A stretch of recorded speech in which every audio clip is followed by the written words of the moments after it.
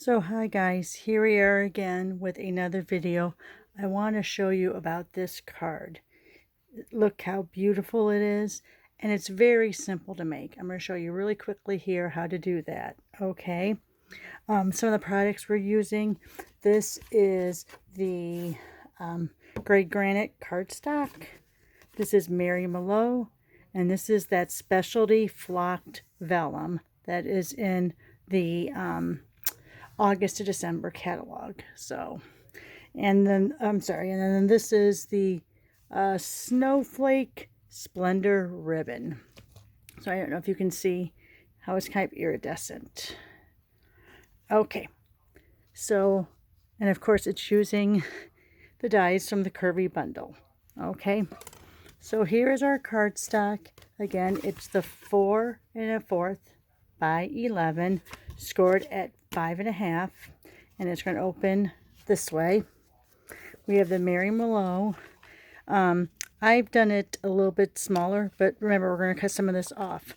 So I have that at 4 by 5 1/4, and then this would also be the 5 1/4, but I think it's 3 inches across. 3 across, but of course we're going to cut that one too. So, and then we have the die from the Curvy die set. So let me put these over here while I bring out the Stampin' Cut machine. You're going to be using plate 1 and 2, and then you're going to be using 2 of the 3s. Okay, so the first thing we're going to do is we're going to take that. We want the circles to be above the cut line, so remember that little raised edge there. I'm hoping you can see it. That little raised edge needs to be on the bottom. So we're going to go ahead and go this way, and we're going to set that up just like so. Now, usually you only have to run it through the one way, but since this is that flocking, I do like to go back and forth just a couple times, just because where that flocking is. Now, the first time I did it, it was fine, but there were a few holes I had to poke out. I'm going to see on this by going through a couple times how it looks. So let's go ahead, pull that up, and see. Look at that, just a very few. Let's see if they come out with the brush. Look at that, comes right out with the brush.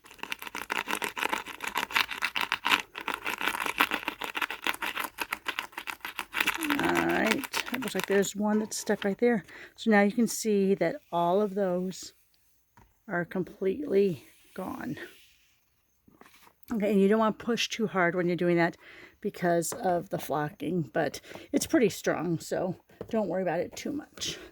And then we're going to go ahead and take, I kind of like to line it up to see, and then, so I'm going to go ahead and put that there. I'm not using the magnetic plate just because it's not critical that that stays in a certain position.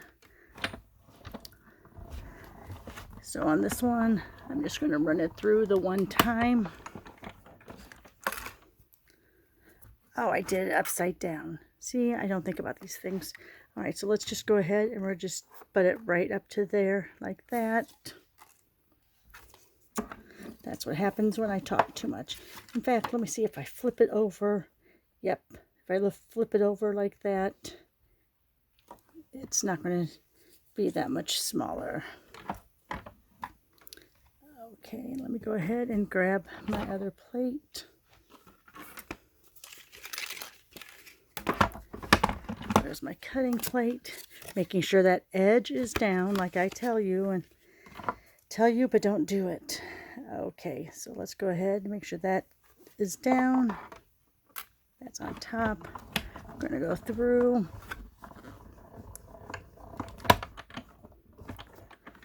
All right. Now you can see there's those circles. Let's bring this back in. I still use my black brush. I have my take your pick tool, but I still like my little black brush because it fits so nicely in this little Rubbermaid container. Okay, so there we go. So that's all we need this for. So we're going to go ahead and shut this up, put it out to the side, put the plates behind it. Okay, so here we have that gray granite. Now what's really nice about the Stamp and Seal is that it doesn't really show through the vellum. I mean, a little bit underneath the flocking, but for the most part, it doesn't show through on the vellum. So what I'm going to do is I'm going to go ahead and I'm going to just do a little bit here and here. I'm going to make sure, yeah, I need to move it forward a little bit. Oh, it's stuck on the bottom. So let's go here, here, here, here. We're not going to put it over those holes because then it would become sticky through. And I'm going to butt it up right to the edge of that card, that Mary Merlot cardstock. Look how pretty. I mean, it just so gorgeous. Then we're going to go ahead, do some there. And that's going to go right on there. I'm not even going to put a border around it because I think it looks great just that way. Then I'm going to go ahead and take the Thinking of You. Love having my new setup here where I'm standing up and doing this while I'm talking to you, but still my stamp pads are right in front of me. There was a piece of something stuck on there, so hopefully that doesn't come through on my card because now I have a little bit of that on me. All right, and then we're going to go ahead and get my piercing mat because this is a photopolymer stamp, so we want to make sure that it stamps well. This says Thinking of You at Christmas time, or at Christmas.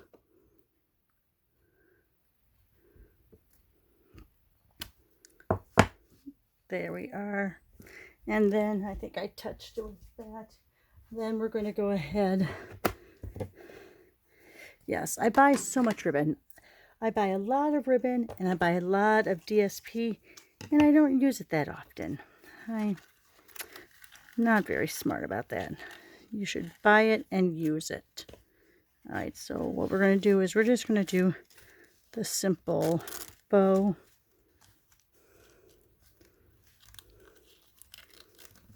Do it like that.